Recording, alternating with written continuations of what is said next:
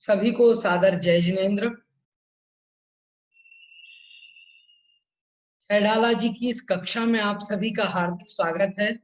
हम सभी लोग छैढाला जी ग्रंथ को पढ़ रहे हैं और इसकी दो ढाल हम लोग पढ़ चुके हैं। यह ग्रंथ दो ढाल इसकी हमने पढ़ ली हैं और पढ़ते समय काफी आनंद हमें आ रहा है और पढ़ने में समझ में भी आप लोगों को आ ही रहा होगा, क्योंकि बहुत अच्छी भाषा में इन्होंने लिखा है। हिंदी भाषा है और पुस्तक में भी बहुत स्पष्ट रूप से आप सभी लोगों को बताया है, तो आपको किसी प्रकार की कोई कठिनाई नहीं हो रही होगी। अब हम लोग तीसरी ढाल को प्रारंभ कर रहे थे।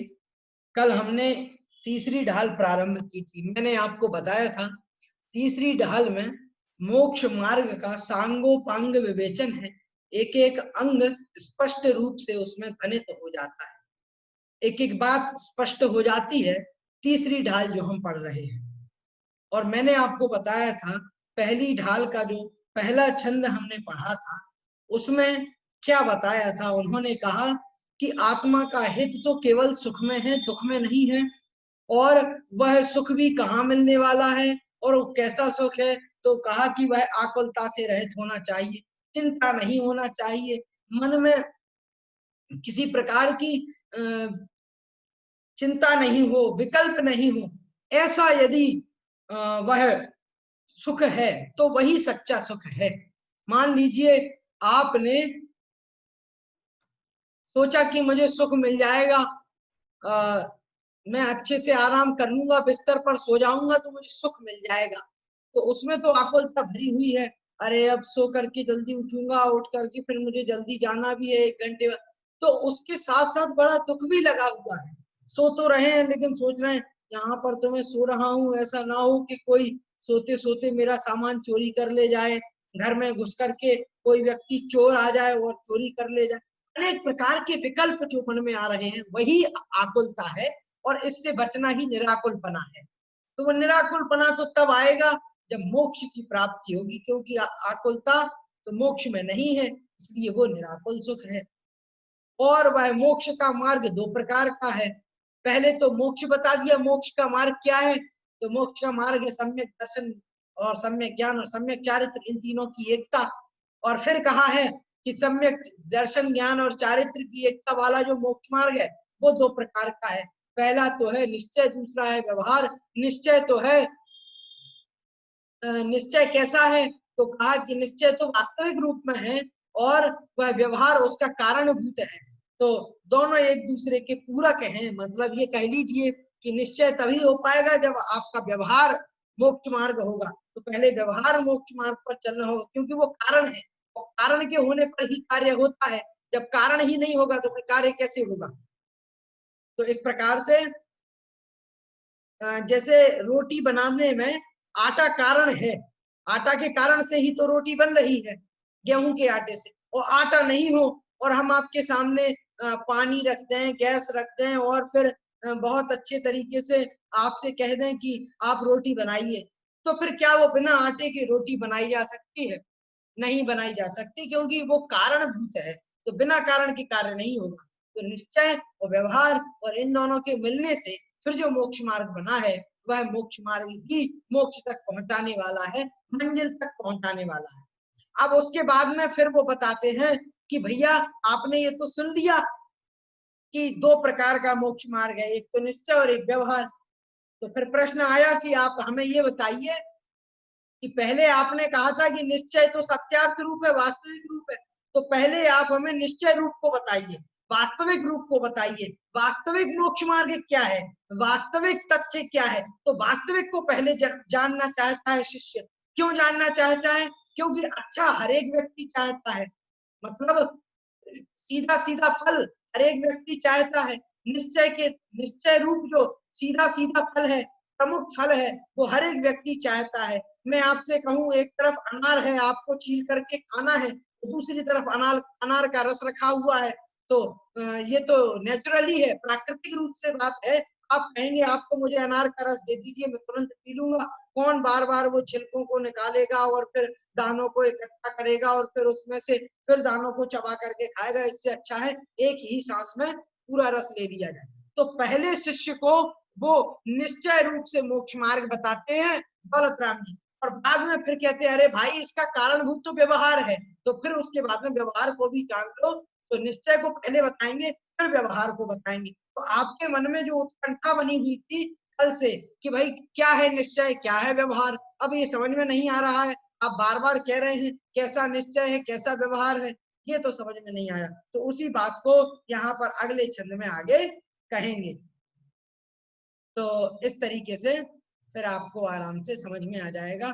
आइए अब हम आपको दूसरा छंद पढ़ा देते हैं, दूसरे छंद में क्या है उस बात को समझ लेते हैं। आइए पढ़ते हैं, दूसरा जो छंद है उसको देख लीजिएगा।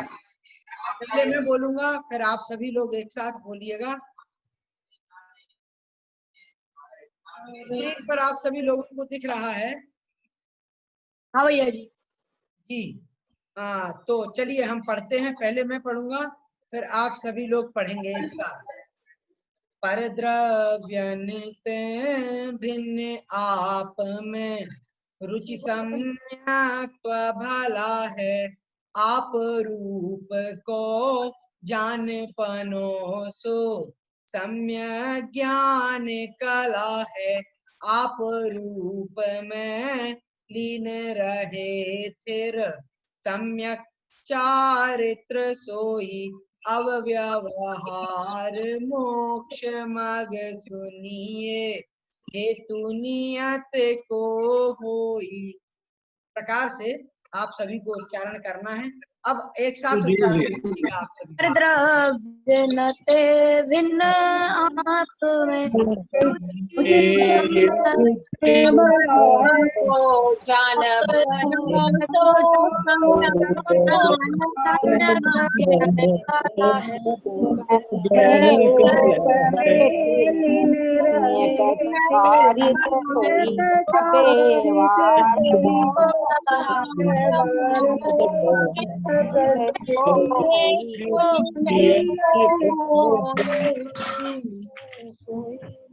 चलिए बहुत अच्छा आप लोगों ने उच्चारण किया। अब देखिएगा, देखिए अब एक एक स्पष्ट रूप से एक एक शब्द का अर्थ हम देख लेते हैं। तो यहाँ पर बताया है निश्चय रत्नत्रय का स्वरूप। स्वरूप क्या है निश्चय रत्नत्रय का? मतलब रत्नत्रय क्या है, पहले तो रत्नत्रय जान लीजिए। रत्नत्रय मतलब तीन रत्नों का समूह, उसको कहते हैं रत्नत्रय। और तीन रत्न कौन कौन से हैं तो बताए गए हैं सम्यक दर्शन, सम्यक ज्ञान और सम्यक चारित्र। ये तीन को रत्न माना गया है। और ये तीन जो हैं ये रत्न के समान अमूल्य और बहुमूल्य बताए गए हैं। इस कारण से ये रत्न हैं और इन रत्नत्रय के कारण से ही मोक्ष की प्राप्ति होती है। इन तीन रत्नों के कारण से मोक्ष की प्राप्ति होती है। तो जो मोक्ष मार्ग निश्चय रूप है, इसका मतलब निश्चय रत्नत्रय, मतलब रत्नत्रय ही मोक्ष मार्ग है। इसलिए निश्चय रत्नत्रय का स्वरूप यहाँ पर बता रहे हैं। मतलब निश्चय मोक्ष मार्ग का स्वरूप यहाँ पर हम सभी को प्रतिपादित कर रहे हैं। आइए देख लेते हैं क्या बताया है यहाँ। देखिएगा, पर द्रव्यन्ते, पर द्रव्यन्ते मतलब पर द्रव्यों से भिन्न मतलब अलग, आप में मतलब आत्मा में रुचि अर्थात रुचि हो जाना, श्रद्धान हो जाना, ऐसी मान्यता बन जाना। सम्यक तो भला है, वह भला मतलब अच्छा, निश्चय रूप से वह सम्यक अर्थात सम्यक दर्शन है। ऐसा वह निश्चय सम्यक दर्शन है। देखो निश्चय सम्यक दर्शन क्या है तो देखो यहाँ पर बता रहे हैं दूसरे छंद में, पर द्रव्यन्ते भिन्न आप में रुचि सम्यक तो भला है। पर द्रव्यों से भिन्न आप में मतलब आत्मा में रुचि अर्थात मान्यता बनाना, किसी प्रकार का श्रद्धान हो जाना, तो कहते हैं पर द्रव्यों से भिन्न यह आत्मा है। इस प्रकार से अपनी आत्मा की जो श्रद्धान है, आत्मा का जो श्रद्धान है, आत्मा की जो मान्यता है, वह ही निश्चय सम्यक दर्शन है। वह श्रद्धान ही निश्चय सम्यक श्रद्धान है, वह दर्शन ही निश्चय सम्यक दर्शन है। इस प्रकार से पहली पंक्ति का अर्थ जान लिया। अब देखिए दूसरी पंक्ति में क्या बताया है। आप रूप को जान पनो सो सम्यक ज्ञान कला है। देखो आप रूप को जान पनो, आप मतलब आत्मा, आप मतलब ये नहीं है हम एक दूसरे से बोलते हैं आप क्या कर रहे हैं, मैं तो यह कर रहा हूँ, आप कहाँ रहते हैं, वो वाला आप नहीं है। आपसे क्या मतलब है, यहाँ आपसे मतलब है कि यहाँ पर जो आप बताया गया है वह आपसे तात्पर्य यहाँ पर आत्मा से है। अर्थात आत्मा का रूप, आत्मा का स्वरूप जो है, आप रूप को जान पनो, आत्मा के रूप को। आप आत्मा का रूप तो कोई होता नहीं है, क्यों नहीं होता कौन बताएगा? आत्मा का कोई रूप नहीं होता, कौन बताएगा? मंजू जी आप बताइएगा। मंजू जी जैन, मैं आपको अनम्यूट कर रहा हूँ। हाँ भैया जी, बोलिएगा। भैया जी आत्मा क्या आपने क्या पूछा? आत्मा को अच्छा, आत्मा का रूप क्या होता है? आत्मा अमूर्त है, आत्मा दिखाई नहीं देती, दिखाई नहीं आत्मा देती। नहीं, तो आत्मा फिर अमूर्त है, जी, ये तो फिर मूर्त ये रूप में। बताइए कि यहाँ पर जो दौलत राम जी ने कहा है आप रूप को, मतलब आत्मा के रूप को, तो जब आत्मा आत्मा का रूप नहीं होता हाँ, तो फिर यहाँ पर क्यों कहा है? यहाँ पे इसलिए कहा कि अपने स्वरूप को पहचानो, आत्मा अपने स्वरूप को पहचानो कि आत्मा का क्या काम है, जी जी असलियत हकीकत पहचानो। जी। देखिए, तो यहाँ पर क्या बताया है? यहाँ पर यह बताया गया है कि आप रूप मतलब आत्मा के स्वरूप को, आत्मा का जो स्वरूप है उस आत्मा के स्वरूप को जान पड़ो, मतलब जान लेना, जानना, जान पड़ो अर्थात जान लेना। आप रूप को मतलब आत्मा के स्वरूप को जान लेना, सो सम्यक ज्ञान कला है, वही सम्यक ज्ञान की कला है। कला से तात्पर्य क्या है? कला मतलब गुण, एक विशेष गुण से यहाँ पर कला कहा गया है। कला मतलब कोई ड्राइंग नहीं है जैसे हम लोग बना देते हैं, तो वो ड्राइंग नहीं है। कला मतलब एक गुण है विशेष। तो कहते हैं आप रूप को जान पड़ो, आत्मा के स्वरूप का ज्ञान कर लेना ही सम्यक ज्ञान रूप गुण है, ऐसा जान लेना चाहिए। कला से तात्पर्य यहाँ पर निश्चय रत्नत्रय का स्वरूप बता रहे हैं, इसलिए यहाँ पर हमें सम्यक ज्ञान से तात्पर्य लेना है निश्चय सम्यक ज्ञान, ये समझ लीजिए। अब आइए आगे देखते हैं क्या कहते हैं। आप रूप में लीन रहे थिर सम्यक चारित्र सोई। आप रूप में, आत्मा के स्वरूप में लीन रहे थिर, आत्मा के स्वरूप में, आप रूप मतलब आत्मा के स्वरूप में, आत्मा के स्वभाव में, जो आत्मा का स्वरूप है उस आत्मा के स्वरूप में ही लीन रहे, अर्थात लीन हो जाना, तल्लीन हो जाना। और कैसा लीन हो जाना? तो कह दिया है स्थिर, मतलब स्थिर रूप से आत्म रूप में, आत्म स्वभाव में, आत्म स्वरूप में ही लीन हो जाना, उसी में लगे रहना। और स्थिर मतलब स्थिर रूप से ऐसा कर लेना, तो कहा है सम्यक चारित्र सोई, यह सम्यक चारित्र है, ऐसा जान लेना चाहिए। अब आगे कहते हैं, अब व्यवहार मोक्ष मग सुनिए हेतु नियत को होई। और अगली पंक्ति में कहते हैं अब व्यवहार मोक्ष मग सुनिए। भैया देखो, आपने तीन बातें जान ली हैं, निश्चय सम्यक दर्शन क्या है, निश्चय सम्यक ज्ञान क्या है, और निश्चय सम्यक चारित्र क्या है। अब ये तीनों तो तीन रत्नत्रय हो गए, निश्चय सम्यक दर्शन, सम्यक ज्ञान और सम्यक चारित्र। अब आपने निश्चय मोक्ष मार्ग को जान लिया, तो भाई अब व्यवहार क्या है? तो आगे कहते हैं, अरे शिष्य तुम रुको, चिंता मत करो। कहते हैं अब व्यवहार मोक्ष मग सुनिए हेतु नियत को हुई। तो कहते हैं अब व्यवहार मोक्ष मग को, अब व्यवहार मोक्ष मार्ग को सुनिए, सुनिए आप लोग भी सुनिए, ये यहाँ पर कह रहे हैं। और हेतु नियत को सोई, हेतु मतलब जो कारण है किसका? तो कहते हैं नियत को होई, जो नियत मतलब निश्चय रत्नत्रय का, निश्चय मोक्ष मार्ग का, होई मतलब होता है, क्या होता है? तो कहते हैं हेतु मतलब कारण है, जो निश्चय मोक्ष मार्ग का कारणभूत है, ऐसे व्यवहार मोक्ष मार्ग को अब आगे अगले छंद में कहेंगे। तो इस प्रकार से यह यहाँ पर निश्चय रत्नत्रय का स्वरूप बता दिया। अब चलो भाई, क्या है व्यवहार रत्नत्रय का स्वरूप? क्या है व्यवहार रत्नत्रय? तो वह भी तो हमें जानना है। आइए तो एक बार उसको भी समझ लेते हैं। तो अगला छंद अब हम पढ़ेंगे, तीसरा छंद, इसमें क्या बताया है, आइए व्यवहार रत्नत्रय के स्वरूप को जानते हैं। सर्वप्रथम मैं बोलूंगा, उसके बाद फिर आप सभी लोगों को बोलना है।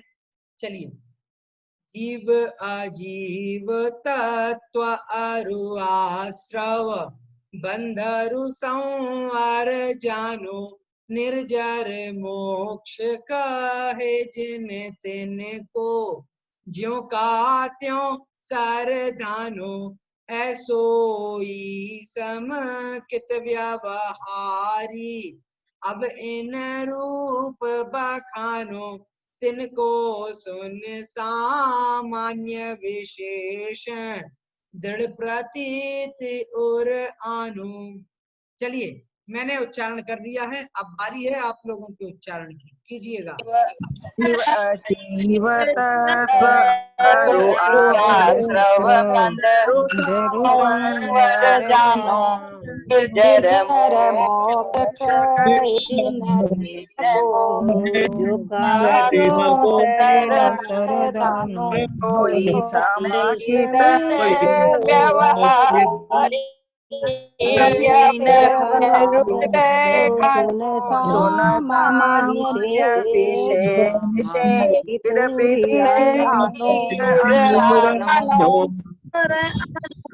चलिएगा, आप लोग अच्छा उच्चारण कर रहे हैं। एक साथ उच्चारण करेंगे, ऐसे गा करके उच्चारण करेंगे, आपको जल्दी जल्दी याद भी होता जाएगा।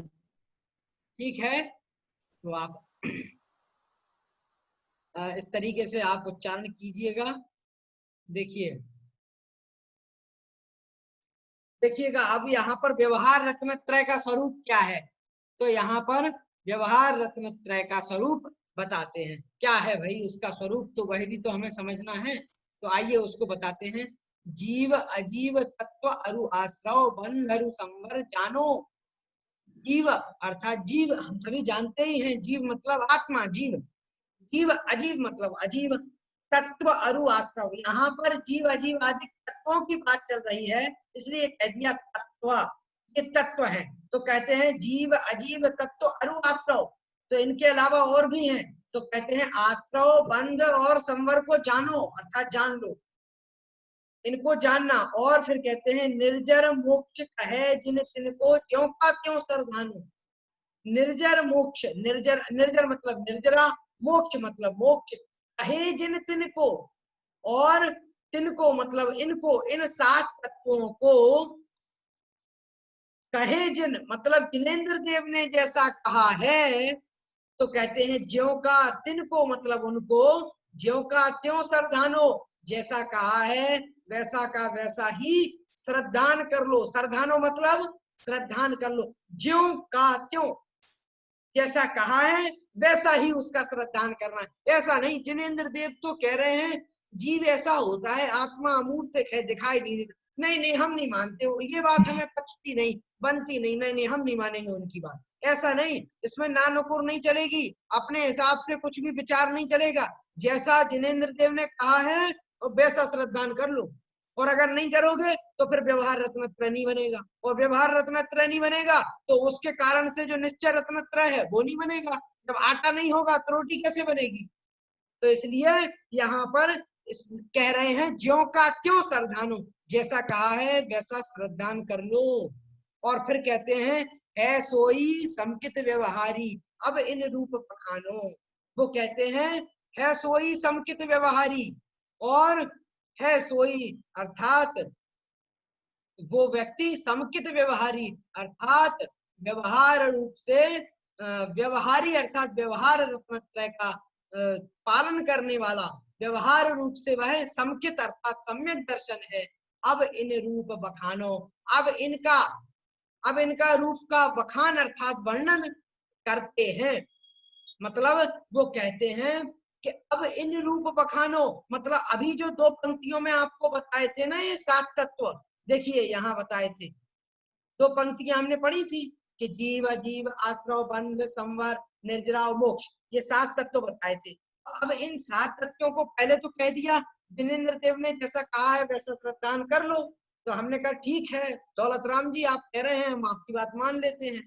लेकिन फिर हमने प्रश्न किया कि ठीक है लेकिन ये तो बताइए कि इनका स्वरूप कैसा है, जिनेंद्र देव ने कैसा कहा है।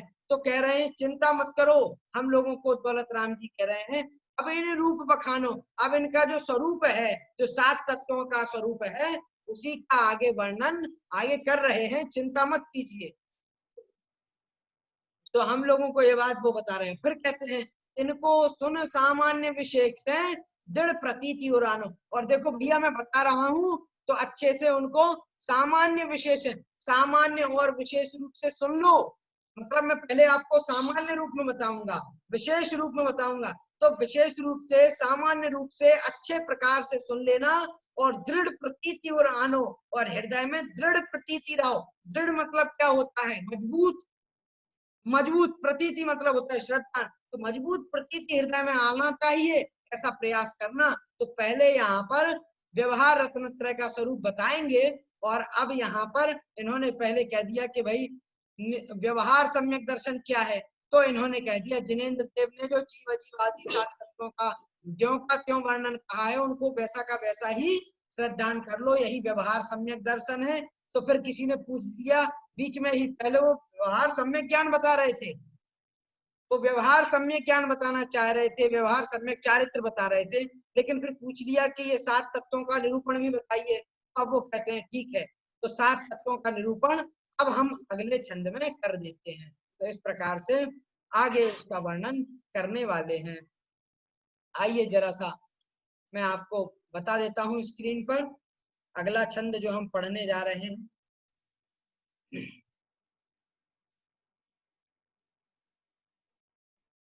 तो वैसे तो आप सभी लोग जानते ही हैं, मैंने आपको पिछली कक्षाओं में बताया भी है कि 7 तत्व कौन कौन से होते हैं, और 7 तत्व के नाम भी मैंने आपको बताए हैं। और दूसरे भाग में आप लोगों ने यदि पढ़ा होगा तो दूसरे भाग में आया है 7 तत्वों का वर्णन उसमें किया गया है, दूसरे भाग में बाल बोध में।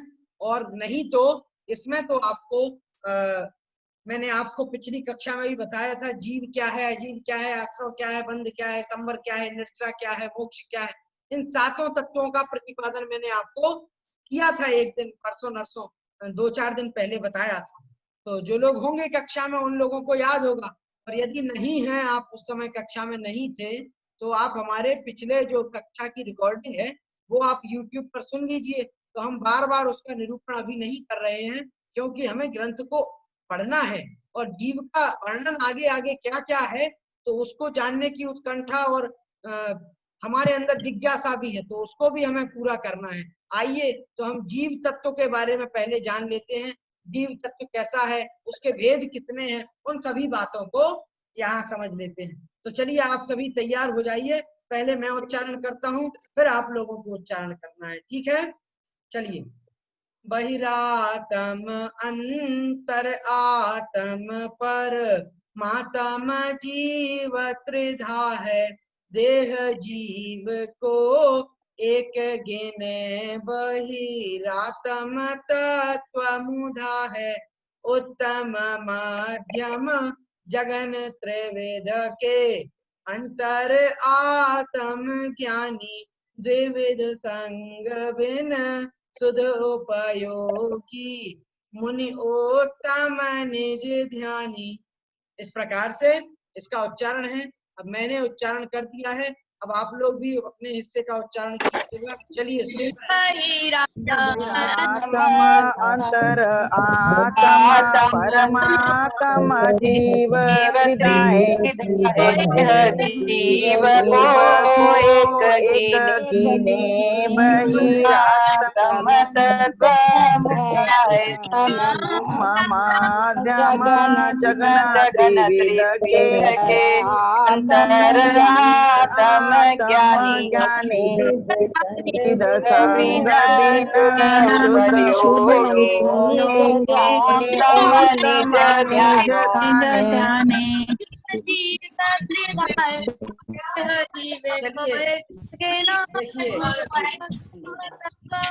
यहाँ पर बताया जीव के भेद कितने। पहले तो जीव को हमने जान लिया, जीव के बारे में उन्होंने बताया था चेतन को है उपयोग रूप, बिन मूरत चिन्मूरत अनूप। तो पहले उन्होंने बता दिया था चेतन का रूप उपयोग रूप है, ज्ञान दर्शन रूप है, चेतना वाला है। जीव क्या है? जो सुख दुख को जानता है, उसको अनुभूत करता है, वो जिसके पास चेतना है, जो जानता है, देखता है, अमूर्तिक है, इस प्रकार का वह जीव है। तो जीव के बारे में यहाँ पर इन्होंने बता दिया। तो जीव के बारे में हम जान चुके हैं जीव क्या है, लेकिन भाई जीव के भेद भी तो बताइए। तो जीव के भेद बता रहे हैं। जीव 3 प्रकार के हैं, और वो कितने कितने प्रकार के हैं उस बारे में यहाँ पर पहली पंक्ति में ही स्पष्ट किया है। देखिए मैं इसको हाईलाइट कर रहा हूँ, देखिएगा। बहिरात्म अंतर आत्म परमात्म जीव त्रिधा है। तो स्पष्ट हो जाता है त्रिधा मतलब क्या होता है। त्रिधा मतलब होता है 3 प्रकार का। जैसे हम किसी को कहेंगे द्विधा, द्विधा मतलब हो जाएगा कि 2 प्रकार का। एक धा कहेंगे 1 प्रकार का, त्रिधा मतलब 3 प्रकार का। वो कहेंगे चतुर्धा तो हो जाएगा 4 प्रकार का। तो धा लग जाए तो मतलब समझ जाइएगा प्रकार का। तो जीव त्रिधा है मतलब 3 प्रकार का है। तो वो 3 प्रकार कौन कौन से हैं? तो कह दिया है बहिरात्म, अंतरात्म और परमात्म। ये 3 प्रकार का जीव है। ठीक है, तो 3 प्रकार के जीव इन्होंने बता दिए हैं पहली पंक्ति में। फिर कहते हैं कि बहिरातम कौन है, तो बहिरातम के बारे में दूसरी पंक्ति लिखी इन्होंने। कहते हैं देह जीव को एक एक ने बहिरातम तत्वमुधा है। जो देह मतलब शरीर को, जीव मतलब इस आत्मा को, शरीर को और आत्मा को जो एक गिने मतलब एक ही गिनता है। अब देखिएगा, गिनती तो आप सभी को आती होगी, 1 2 3 4 5 इस प्रकार से। तो अब जैसे देह मतलब शरीर और आत्मा मतलब यह आत्मा, तो जो देह और शरीर जो देह मतलब शरीर है और जो आत्मा है मतलब जीव है, इन दोनों को दो है, ये अलग अलग हैं। और जो व्यक्ति इनको एक ही मान लेता है, इनको एक में ही इनकी गिनती करता है, एक ही मानता है, तो उन्होंने कह दिया बहिरात्म तत्वमुदा है। ऐसा व्यक्ति तो बहिरात्म है, मतलब वह व्यक्ति तो बहिरात्म है, मतलब बहिरात्मा है। इस प्रकार से बहिरात्मा बता दिया इन्होंने। और फिर कह दिया कि वह व्यक्ति कैसा है, तो कहते हैं तत्वमुधा है। जो बहिरात्म है उसका विशेषण दे दिया तत्वमुधा, मतलब तत्वों को जानने वाला नहीं है, मिथ्या दृष्टि है। तत्वमुधा मतलब तत्वों को नहीं जानता है, तत्वों से अनभिज्ञ है, तत्वों के बारे में उसको कुछ पता ही नहीं। अब कोई व्यक्ति है, उससे आप पूछिएगा कि भैया आश्रव क्या है, बंध क्या है, संवर क्या है, वो उसको पता नहीं है। अजीब क्या है वो भी पता नहीं है। तो इसका मतलब क्या है, वो व्यक्ति बहिरात्म। और अब जैसे मान लीजिए किसी व्यक्ति को मालूम तो हो गया है कि भाई ये मतलब ये शरीर है, ये जीव है, अजीब है, डेफिनेशन उसको याद करा दी, लेकिन समझ में कुछ नहीं आया। मैंने आप डेफिनेशन याद करा दी, परिभाषा याद करा दी, ये जीव होता है, ये अजीब है, ये संवर है, ये आश्रव है, निद्रा है, मोक्ष है। तो ऐसे हमने उसको एक एक लाइन की उसकी परिभाषाएं याद करा दी और वो अच्छे से रट गया। बिल्कुल आपने पूछा और वो तुरंत आपको सुना देगा। तो ऐसा व्यक्ति भी, तो उन्होंने कहा ये भी व्यक्ति किसी काम का नहीं, क्योंकि उसने हृदय में धारण नहीं किया, उसको समझा ही नहीं। तो पहले समझना जरूरी है, मतलब शरीर अलग है और आत्मा अलग है। तो वो चीज समझ में जिसके आ जाए, जो व्यक्ति उसको धारण कर लेगा, वही जो बहिरात्म नहीं है। जो देह और जीव को अलग अलग जान लेगा वो बहिरात्म नहीं है।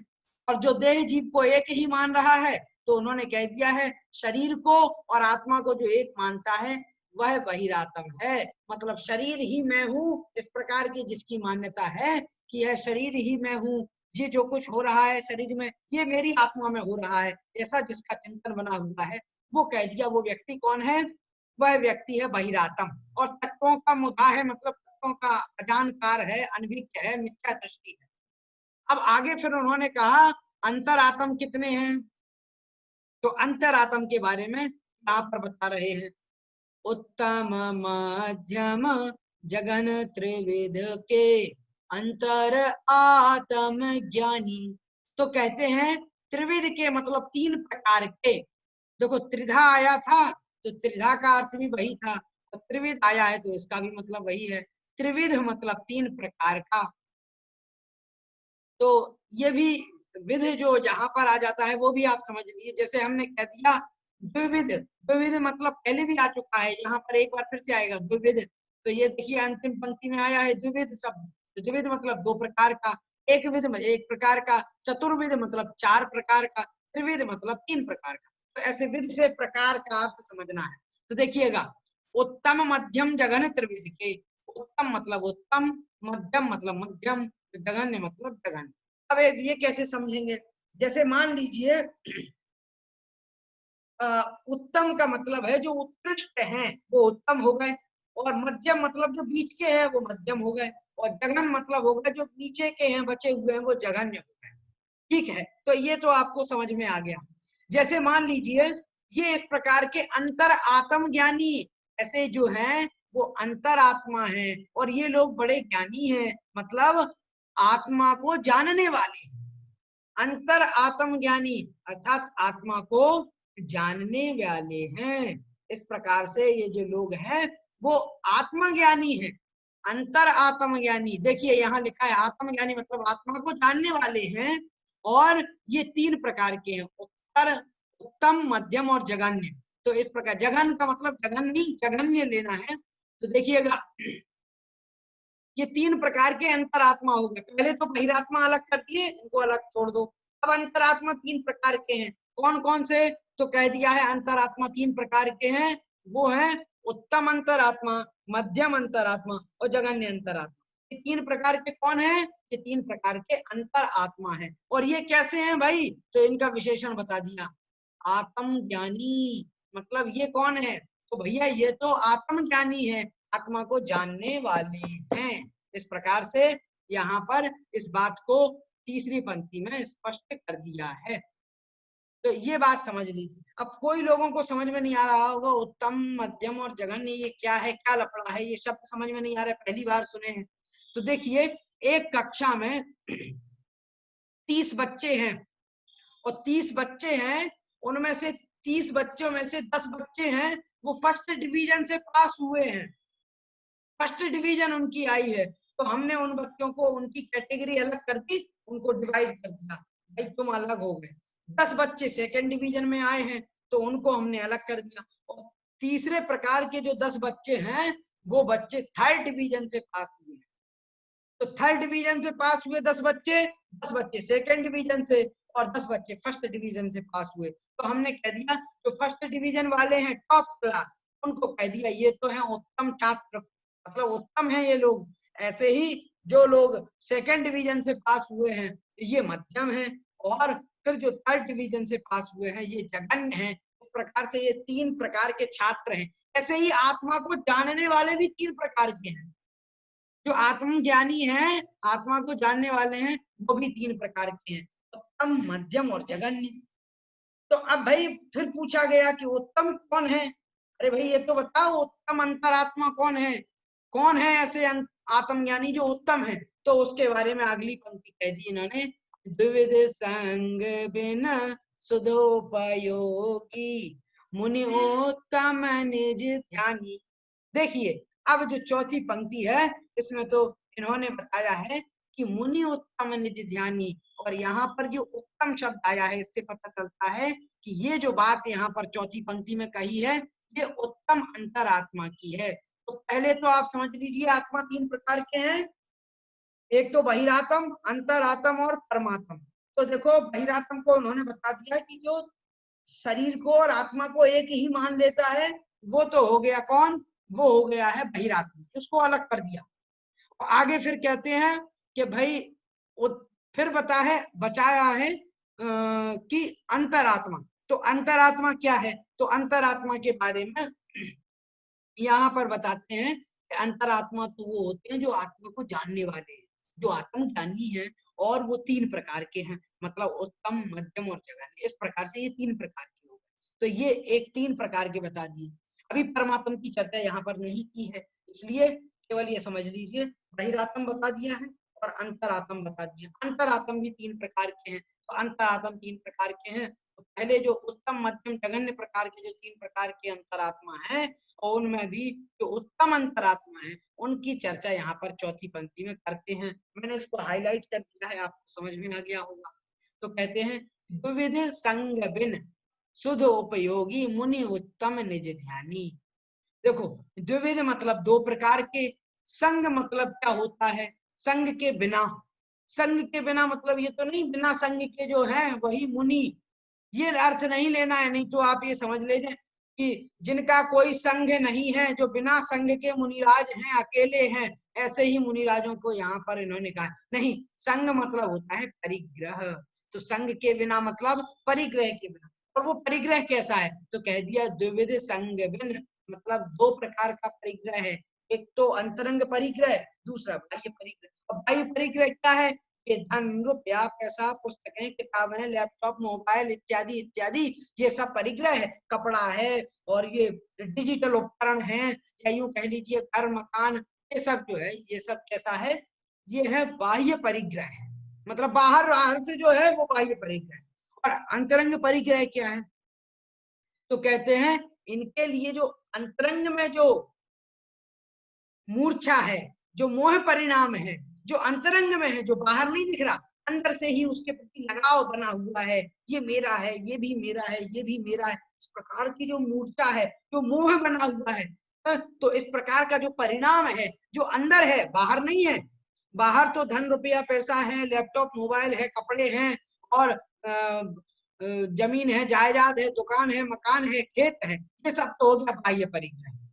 और अंतरंग परिग्रह जो इनके प्रति जो अंतरंग में जो विकार बन रहे हैं, तो ये सब परिणामों की बात उन्होंने यहाँ पर कही है। जो काषायिक परिणाम है उनको इन्होंने परिग्रह में बताया है। तो देखिए, द्विविध संग बिन सुदोपयोगी मुनि उत्तम निज ध्यानी। और फिर कहते हैं द्विविध संग बिन, मतलब दो प्रकार के परिग्रह के जो भिन्न मतलब बिना है, मतलब इनसे रहित हैं। दो प्रकार के परिग्रहों से जो रहित हैं वो कौन है? तो कहते हैं दोनों प्रकार के परिग्रह से जो रहित हैं वो कौन है? तो कहते हैं शुद्ध उपयोगी, मतलब जो शुद्ध उपयोग में लीन है, शुद्ध उपयोग में लीन हो चुके हैं। शुद्ध उपयोग मतलब बिना कषाय के परिणामों के साथ में जो उपयोग होता है, जिसमें कषायें नहीं रहती हैं, उसको उन्होंने शुद्धोपयोग कहा है। तो ऐसा जो शुद्धोपयोग है, ऐसे शुद्धोपयोग में रहने वाले जो हैं कौन है? शुद्धोपयोगी कौन है? तो उन्होंने कह दिया मुनि, अर्थात जो मुनिराज हैं। ऐसे जो शुद्धोपयोगी मुनिराज हैं, और वो मुनिराज कैसे हैं? तो कहा है वो उत्तम अंतरात्मा है। और फिर उन्होंने कहा है कि निज ध्यानी, अर्थात वे जो मुनिराज हैं, वे मुनिराज कैसे हैं?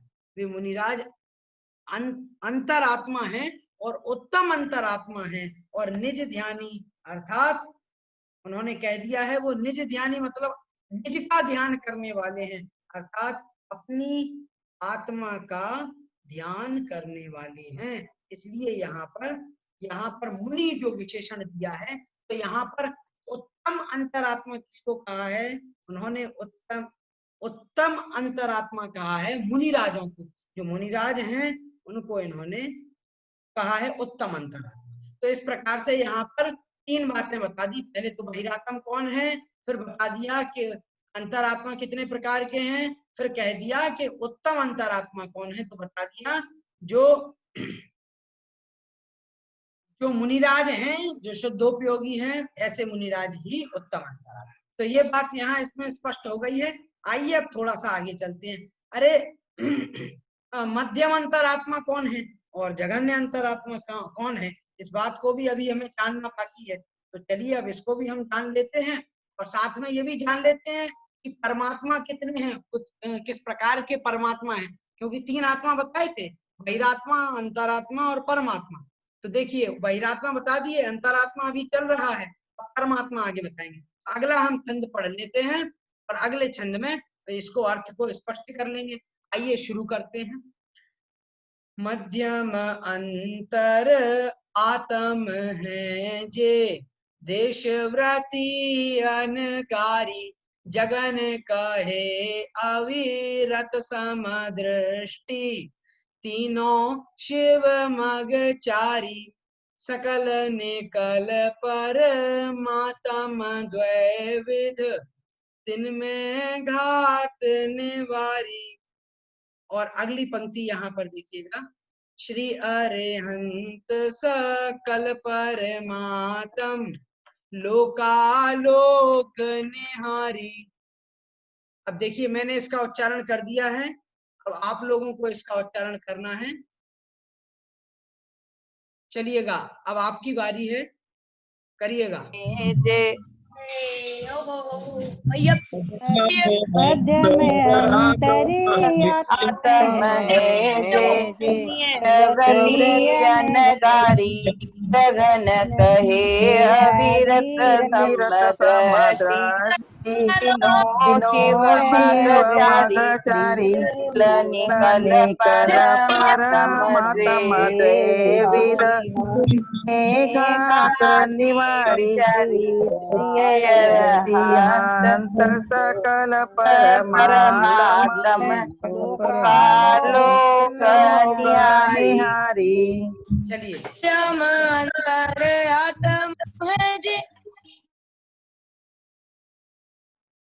चलिएगा, तो अब आप लोगों को इसका उच्चारण तो आ ही गया है। अब देखिएगा, एक एक शब्द को हम स्पष्ट कर लेते हैं। तो पहले तो उत्तम अंतरात्मा को बता दिया था। उत्तम अंतरात्मा क्या है? वो यहाँ पर इन्होंने बता दी।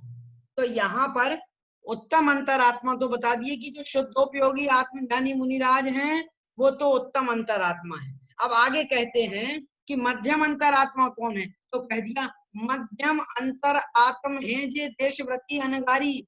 जे देशव्रती अनगारी हैं, ये मतलब जो देशव्रती अर्थात देशव्रत को धारण करने वाले हैं। देश मतलब क्या होता है वो भी मैं आपको बता देता हूँ। अनगारी अर्थात जो घर से रहित हैं, अर्थात ऐसे इन्होंने कहा है देशव्रती हैं अथवा अनगारी हैं।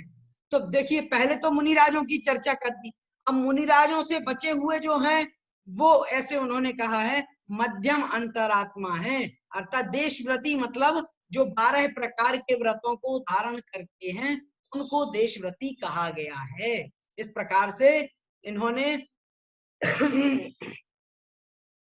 देशव्रती बताया है कि देशव्रती मतलब जो 12 प्रकार के व्रतों को धारण करते हैं वो है मध्यम अंतर आत्मा। और वो कौन से हैं, फिर उन्होंने उसमें लिया है अनगारी, अर्थात जो अनगारी है मतलब घर आदि परिग्रह जो है। अगार मतलब क्या होता है, अगार मतलब घर, और जो घर में रहता है उसको कहेंगे अगारी, और जो घर में नहीं रहता है उसको कहेंगे अनगारी। मतलब जिन्होंने घर आदि छोड़ दिया है, जैसे चुल्लक जी है, ऐलक जी है, 10वीं प्रतिमाधारी है, हाँ, और जो 9वीं प्रतिमाधारी है। तो ये कौन है, ये श्रावक जो कि परिग्रह त्याग प्रतिमा धारण किए हुए हैं, परिग्रह को जिन्होंने छोड़ दिया है। इस प्रकार के ये जो श्रावक हैं उन्होंने कह दिया जो व्रती है, जो व्रती श्रावक हैं जिन्होंने प्रतिमाएं ली हुई हैं, ऐसे श्रावकों को उन्होंने देशव्रती श्रावक कहा है। इस प्रकार से यहाँ पर जो है यह बात यहाँ पर स्पष्ट हो जाती है। तो यहाँ पर ये बात यहाँ पर स्पष्ट हो चुकी है। अब उसके बाद में आगे क्या कहते हैं, आगे कहते हैं जघन कहे अविरत समदृष्टि तीनों शिवमग चारी। जघन कहे अर्थात जो जघन्य है, जघन कहे अर्थात जघन्य कहना चाहिए, अविरत समदृष्टि अर्थात अविरत सम्यक दृष्टि को जघन्य कहना चाहिए। अर्थात जघन्य जो अंतरात्मा 3 प्रकार के बताए थे, उत्तम मध्यम और जघन्य, तो जघन्य कहे अविरत समदृष्टि अर्थात अविरत सम्यक दृष्टि जो है। अविरत सम्यक दृष्टि मतलब क्या है, जीव सम्यक दृष्टि तो है, मतलब उसकी कुगुरु कुदेव और कुशास्त्र में आस्था नहीं है, जिनेन्द्र देव में ही आस्था है। अब वो जिनेन्द्र देव को तो मान रहा है, तो जिनेन्द्र देव को मानते हुए भी वह व्यक्ति कैसा है, उन्होंने उस व्यक्ति ने व्रतों को धारण नहीं किया, उस व्यक्ति ने व्रतों को धारण नहीं किया है। श्रद्धा तो भले ही उसकी बहुत है, लेकिन उस व्यक्ति ने व्रतों को धारण नहीं किया है, और व्रतों को धारण नहीं करने से वह व्यक्ति कैसा सम्यक दृष्टि हो गया, अविरत समदृष्टि हो गया, मतलब अविरत सम्यक दृष्टि है, ऐसा उन्होंने कहा है। जघन कहे ऐसे उसको जघन्य अंतरात्मा कहना चाहिए, अर्थात जघन्य अंतरात्मा जानना चाहिए। इस प्रकार से ये बात यहाँ पर स्पष्ट हो जाती है। तो ये बात तो इन्होंने समझा दी है। अब आगे वो हमें बता रहे हैं आगे अब हमें क्या समझना है, तो देखिएगा फिर कहते हैं तीनों शिवमग चारी। ये तीनों ही शिवमग मतलब मोक्ष मार्ग के, चारी मतलब उसमें चरण करने वाले हैं, मतलब उसमें आचरण करने वाले हैं। शिव का जो मार्ग है अर्थात जो मोक्ष का मार्ग है, उस मोक्ष मार्ग पर चलने वाले हैं, मतलब मोक्ष मार्ग पर चलने वाले हैं। ऐसे जो हैं ये तीनों ही अंतरात्मा मोक्ष मार्ग पर चलने वाले हैं। इस प्रकार से यहाँ पर 2 पंक्तियों का अर्थ हमने जान लिया। अब देखिए विशेष बात यहाँ पर ये समझनी है कि मोक्ष का जो मार्ग है वह सम्यक दर्शन, सम्यक ज्ञान और सम्यक चारित्र। अब देखिए सम्यक दर्शन, सम्यक ज्ञान, सम्यक चारित्र है, और जो जो जघन्य अंतरात्मा है वह तो कैसा है, जघन्य अंतरात्मा जो है वह जघन्य अंतरात्मा तो चारित्र धारण नहीं किए है, उसके कोई व्रत नहीं है, तो फिर उसके सम्यक चारित्र नहीं है। सम्यक चारित्र नहीं है तो रत्नत्रय पूर्ण नहीं है, और रत्नत्रय पूर्ण नहीं है तो फिर उसका मोक्ष मार्ग कैसे मान लें, क्योंकि सम्यक दर्शन, सम्यक ज्ञान, सम्यक चारित्र इन तीनों से ही तो मोक्ष बनता है। तो ये तो गड़बड़ बात होगी, तो इसमें तो बड़ी परेशानी है, फिर हम कैसे समझेंगे। तो ये समझ लीजिएगा कि यहाँ पर जो जघन्य कहे अविरत सम्यक दृष्टि, अविरत सम्यक दृष्टि को इन्होंने इसलिए इन्होंने कहा है तीनों शवमचारी में, क्योंकि उसको यह पहचान हो गई है कि वास्तविक रूप में आत्मा अलग है, शरीर अलग है। भले ही वो वर्तमान में व्रत धारण नहीं किए, लेकिन बाद में वह उसी पथ पर चलने वाला है और मोक्ष के मार्ग पर बढ़ने ही वाला है। इस वजह से, इस कारण से उसको कहा है। और एक बात, जो जीव सम्यक दृष्टि होते हैं, सम्यक दृष्टि जीव अर्ध पुद्गल परावर्तन मात्र जो काल बताया गया है, उस काल में ही मोक्ष प्राप्त कर लेते हैं। उनका उतना ही संसार बाकी रह जाता है, इसलिए वो संसार में ज्यादा नहीं भटकते हैं, वो उतना ही उनका समय रहता है, उस समय में ही वे मोक्ष की प्राप्ति कर लेते हैं। इस कारण से भी उन्होंने यहाँ पर कह दिया हो कि तीनों शिवमगचारी मतलब तीनों ही मोक्ष मार्ग पर चलने वाले हैं, मतलब बाद में उन्हें भी मोक्ष का मार्ग मिलने ही वाला है। इस वजह से इन्होंने इस बात को कह दिया है। और अब जो मध्यम अंतरात्मा है, मध्यम अंतरात्मा है, ये भी कैसे हैं? इनके पूर्ण रूप से चारित्र नहीं है। उन्होंने कहा है देशव्रती, मतलब कुछ भाग में ही उनके व्रत हैं। पूरे प्रकार से व्रत धारण तो कौन किए हैं? पूरे प्रकार से व्रतों को धारण किया है मुनि राजों ने। और मध्यम अंतरात्मा है, इन्होंने तो कुछ भाग ही कहना चाहिए उसका धारण किया है व्रतों का। चारित्र इनके पास थोड़ा ही है, पूरा चारित्र नहीं है। क्षुल्लक जी के पास चारित्र तो है, लेकिन पूरा चारित्र नहीं है। पूरा चारित्र तो मुनि राजों के पास में है। तो फिर उनको क्यों कहा? इसलिए कह दिया क्योंकि वो भी उसी पथ पर आगे बढ़ने वाले हैं, मोक्ष मार्ग पर वो भी बढ़ने वाले हैं। इस अपेक्षाकृत से कथन किया है, नहीं तो आप कहने लग जाए कि दौलत राम जी ने सब गड़बड़ कर दी, सब गलत सलत लिख दिया। तो ऐसा नहीं समझिएगा, उनकी अपेक्षाकृत कथन को समझने का प्रयास कीजिएगा। अगर ये सा हम समझ जाएंगे तो अर्थ एकदम स्पष्ट हो जाएगा, तथ्य को जान जाएंगे हम। तो इस प्रकार से ये बात समझ में आ गई है। अब आइए दो पंक्तियों का अर्थ और समझ लेते हैं। अब देखिए, इन्होंने अंतरात्मा बता दिया, परमात्मा बता रहे हैं। सकल निकल परमात्म द्वैविध तिनमय घाति निवारी। तो देखो, परमात्म द्वैविध मतलब परमात्मा दो प्रकार के हैं। कौन कौन से? तो कह दिया सकल और निकल। सकल और निकल ये दो प्रकार के परमात्मा है। तो भाई फिर उन्होंने कहा सकल परमात्मा कौन है और निकल परमात्मा कौन है?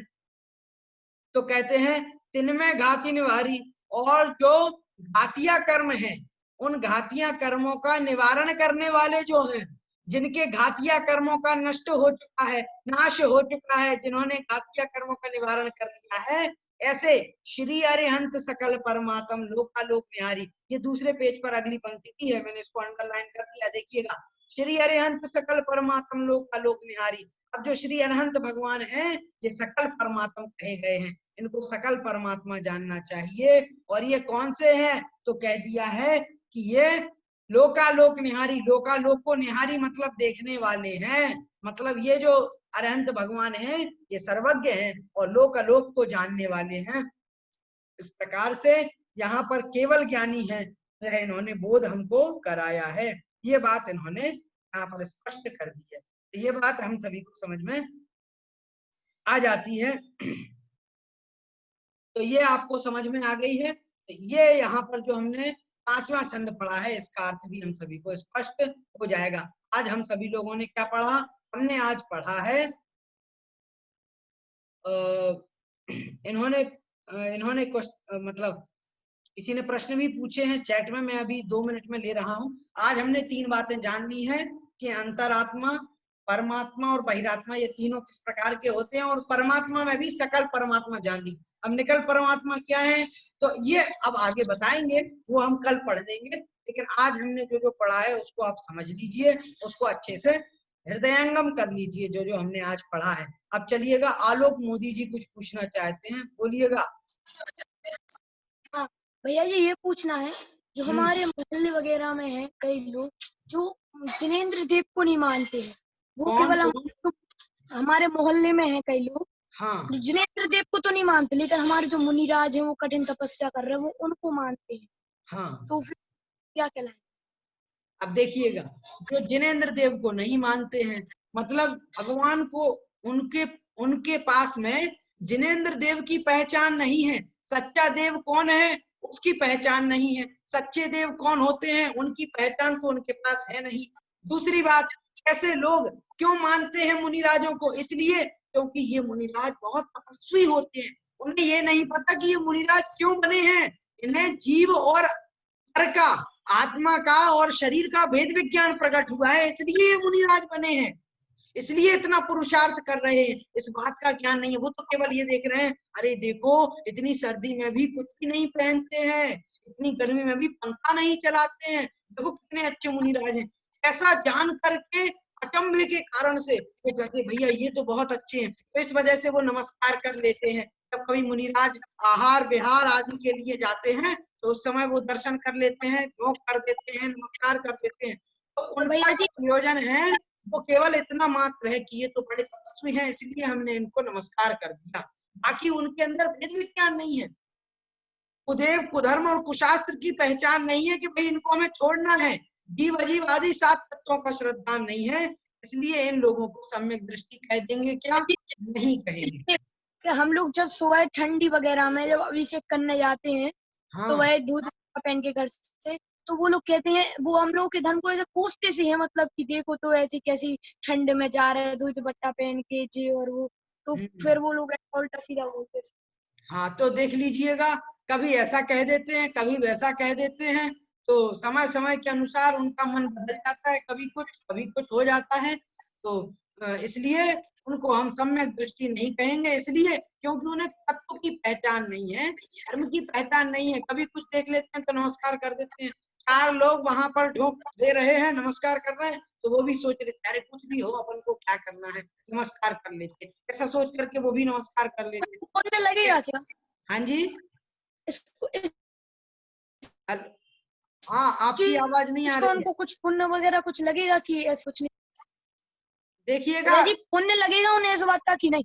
देखिए पुण्य तो लगेगा, क्यों लगेगा? क्योंकि उस समय उनके कषाय परिणाम नहीं है, उनके परिणाम अच्छे हैं। अरे देखो कितने अच्छे मुनिराज हैं, देखो कितनी तपस्या करते हैं, देखो एक बार ही भोजन लेते हैं 24 घंटे में, और उसमें भी अंतराय करते हुए बहुत तपस्वी होते हैं। ऐसा सोच करके वो क्या करते हैं, अरे बहुत अच्छे मुनिराज हैं, इसलिए उनके अंदर जिन धर्म के लिए प्रीति जाग जाती है, बहुत प्रेम जाग जाता है, बहुत अच्छे मुनिराज हैं, ऐसा करके उनको नमस्कार कर लेते हैं। तो उस समय कषाय परिणाम कम होते हैं और इस कारण से उनके पुण्य का भी बंध हो जाता है।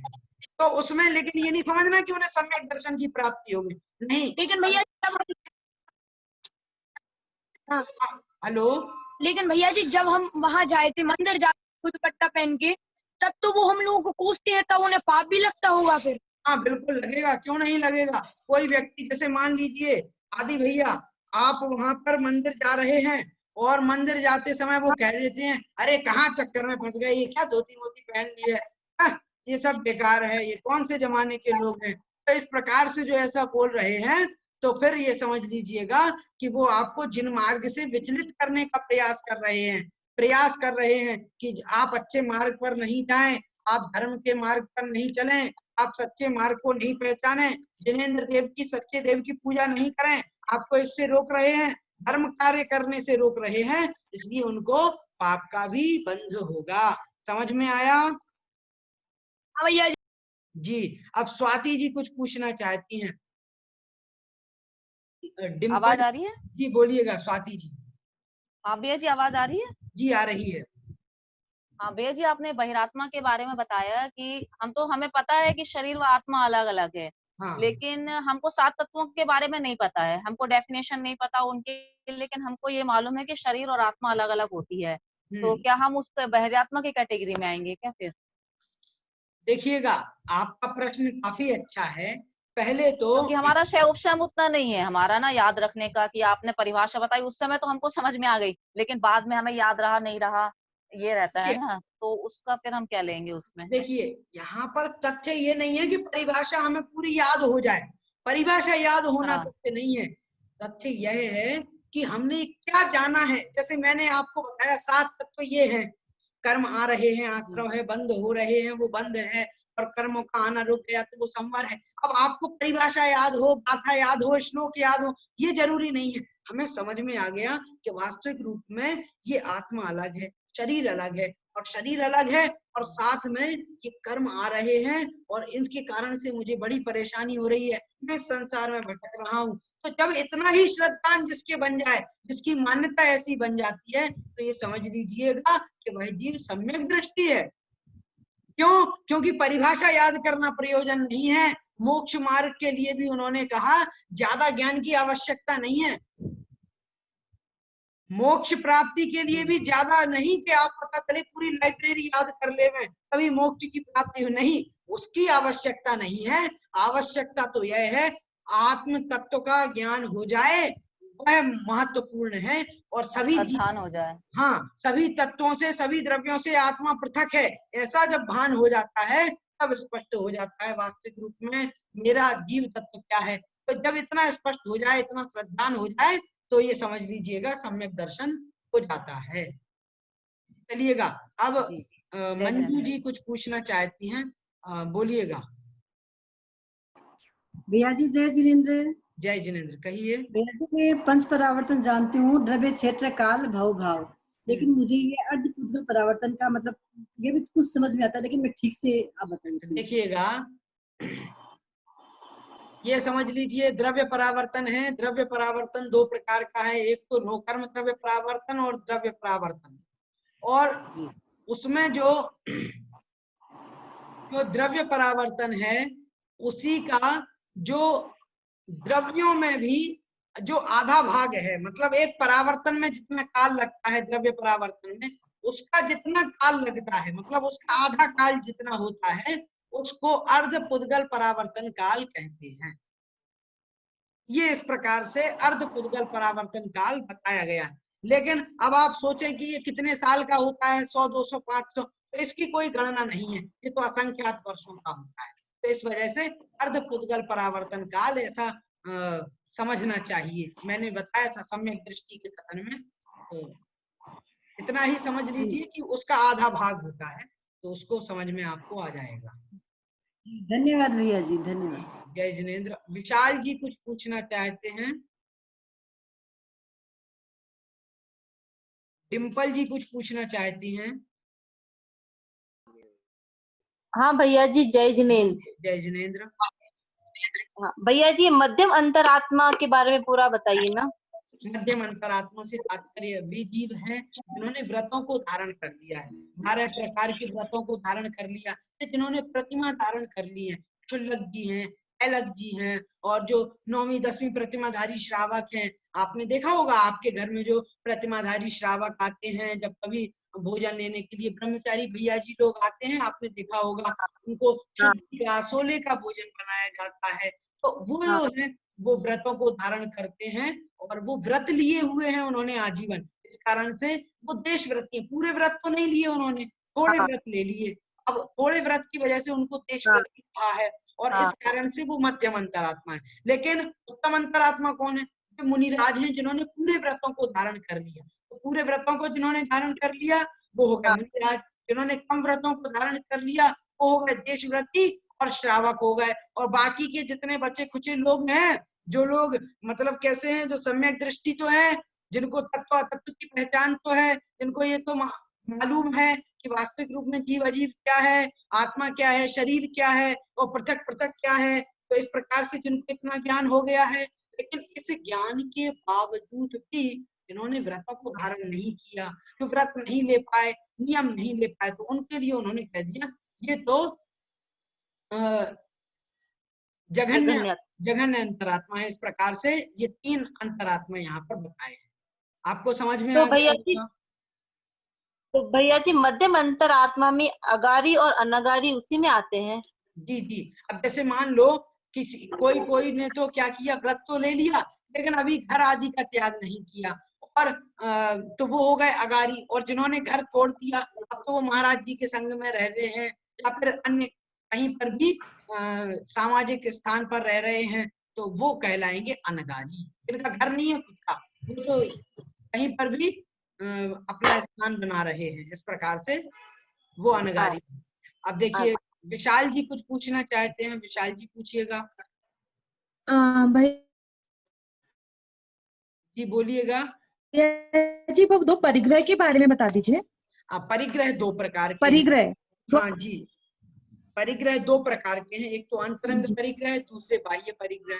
तो अंतरंग परिग्रह मतलब क्या है? अंतरंग परिग्रह से तात्पर्य है जो कषाय परिणाम है, जो कषाय परिणाम है, मिथ्यात्व है, और 4 प्रकार की जो क्रोध मान माया लोभ ये कषाय हो गई, और जो 9 कषाय हैं, 9 कषाय बताई गई हैं, वो उनको उन्होंने कहा है कि ये जो है यह 14 प्रकार का अंतरंग परिग्रह है, और 10 प्रकार का बाह्य परिग्रह बताया गया है। इस प्रकार से ये 10 प्रकार के बाह्य परिग्रह में कौन कौन लिए गए हैं? तो उन्होंने लिया है क्षेत्र, वास्तु, हिरण्य, सुवर्ण, धन, धान्य, दासी, दास्य, कुप्य, भांड। इस प्रकार से ये 10 प्रकार के बाह्य परिग्रह बताए, मतलब सोना, चांदी, घर, रुपया, पैसा, गाय, भैंस, और कहना चाहिए ये नौकर, चाकर, ये सब कौन है?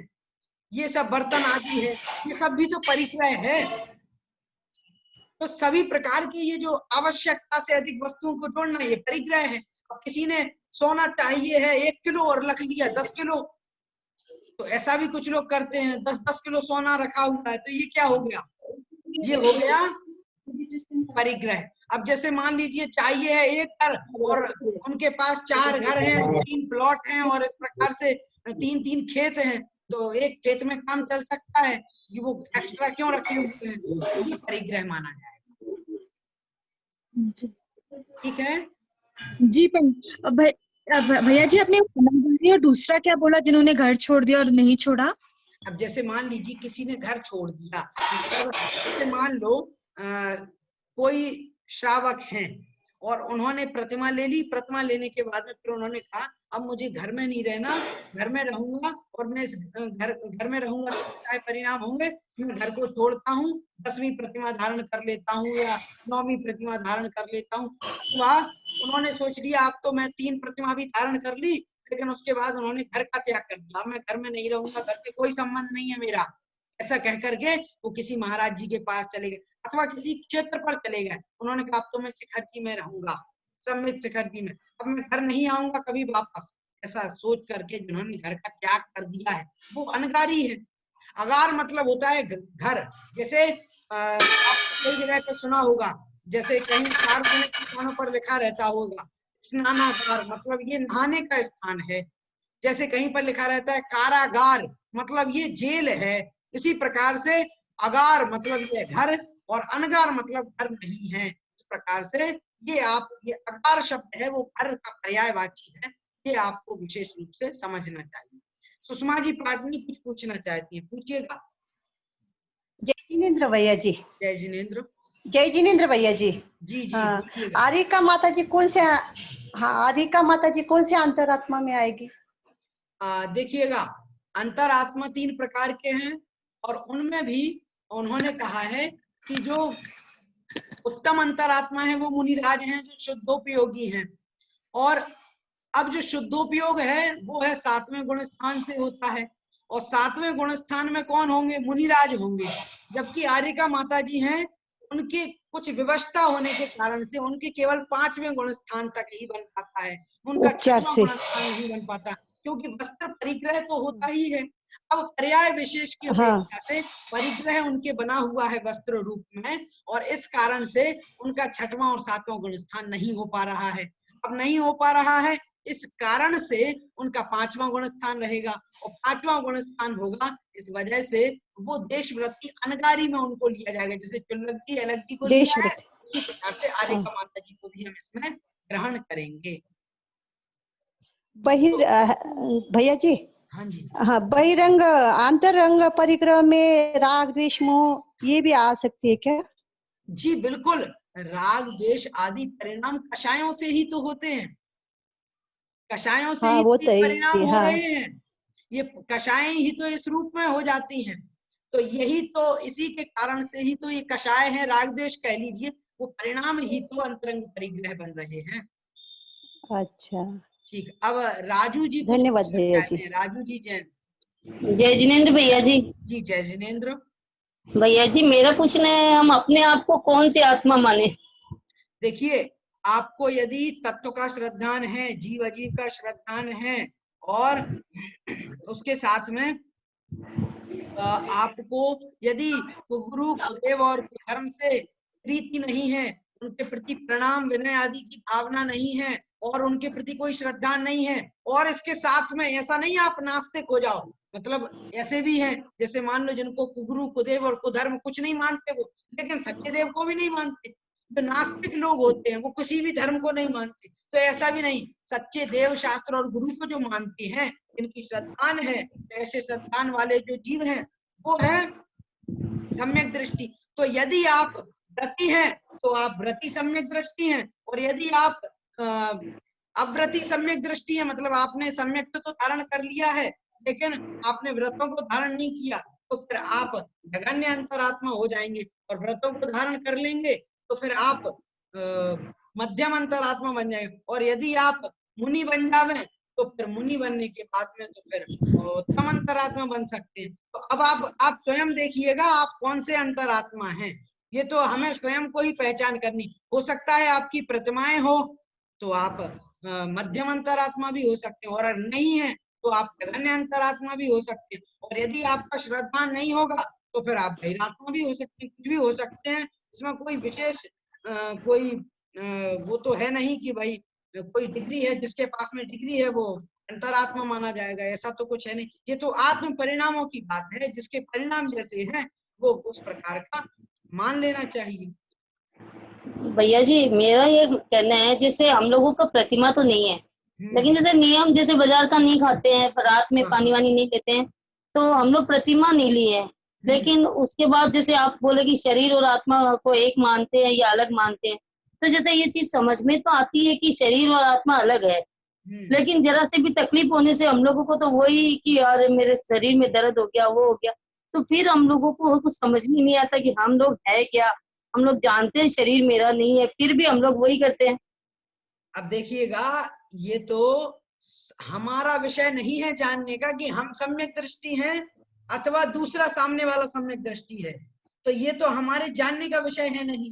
और ऐसा भी है कि हम भले ही कितने अच्छे परिणामों को धारण कर लेवे, हो सकता है कि कोई मुनिराज जो है मुनि धर्म को धारण कर लेवे कोई जीव, लेकिन उसके बावजूद भी उसके अंतरंग में सम्यक दर्शन ना रहे, तो इसमें कोई जानने का कोई पैमाना नहीं है। ये तो केवली जन्य विषय है अथवा अपने आत्म परिणामों के विषय है। हम भी स्वयं नहीं जान सकते और दूसरे व्यक्ति का भी नहीं जान सकते, दूसरा व्यक्ति भी हमारे बारे में नहीं जान सकता। तो ये ऐसा विषय है, सम्यक भी हम हैं या नहीं, हम सम्यक दृष्टि हैं अथवा नहीं, ये विषय हमारे ज्ञान का विषय नहीं है, हम इसको नहीं जान सकते हैं। लेकिन हाँ ये है, हमें अपने आत्म परिणामों को निर्मल भी रखना है और साथ में अपने विचारों को भी, अपने भावों को इस प्रकार का बनाना है कि वास्तविक रूप में अपने आप को पक्का करना है।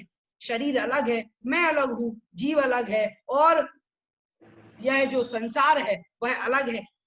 दोनों के बीच में भेद भी हमें भेद विज्ञान कर लेना चाहिए। अगर ऐसी भावना निरंतर हमारे अंदर बनी रहेगी, हमारा सम्यक भी निर्मल बना रहेगा। जय जिनेन्द्र भैया जी, धन्यवाद। चलिएगा, आज सभी के प्रश्न हो चुके हैं और इसी के साथ हम इस कक्षा को, आज की इस कक्षा को समाप्त करते हैं। आइए जिनवाणी स्तुति करेंगे। बोधि समाधि परिणाम शुद्धि स्वात्मोपलब्धि शिव सौख्य सिद्धि चिंतामणिं चिन्तितवस्तु दाने त्वां वन्द्यमानस्य ममास्तु देवी।